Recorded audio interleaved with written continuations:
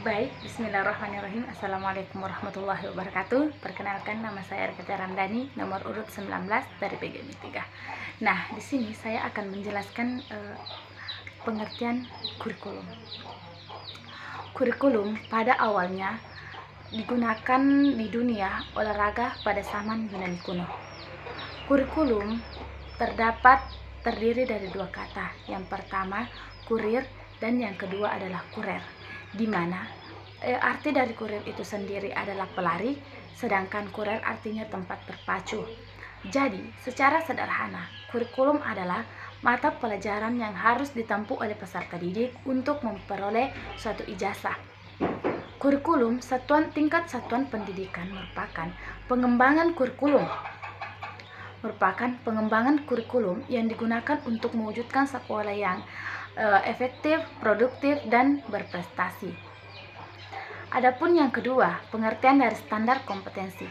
Standar kompetensi dapat diartikan sebagai pernyataan tentang pengetahuan, keterampilan, dan sikap yang harus dicapai oleh peserta didik, serta penugasan yang diambil dalam mata pelajaran. Nah, adapun pendapat lain mengenai standar kompetensi.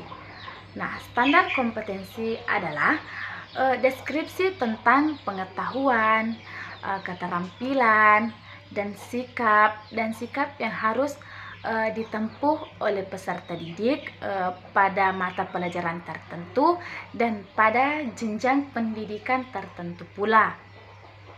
Nah, setelah kita mengetahui pengertian dari standar kompetensi, kita beralih kepada pengertian kompetensi dasar, di mana pengertian kompetensi dasar adalah pengetahuan, keterampilan, dan sikap yang harus diambil, yang harus ada dalam diri peserta didik supaya kita mampu mengetahui apakah dia telah mencapai standar kompetensi yang telah ditentukan. Selanjutnya, setelah kita mengetahui pengertian dari kurikulum, standar kompetensi, dan kompetensi dasar, selanjutnya kita harus mengetahui langkah-langkah penyusunan kompetensi dasar itu sendiri.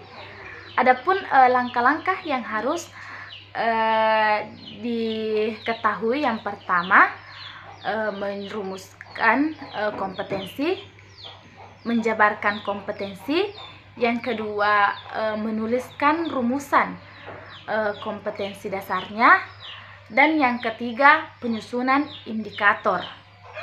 Nah, setelah kita mengetahui langkah-langkah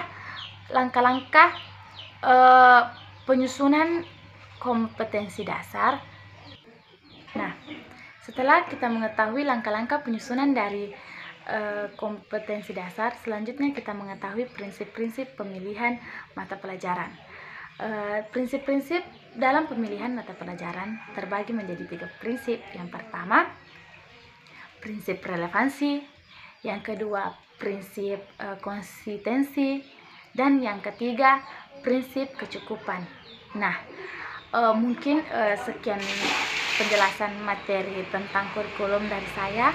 Lebih dan kurangnya mohon dimaafkan. Assalamualaikum warahmatullahi wabarakatuh.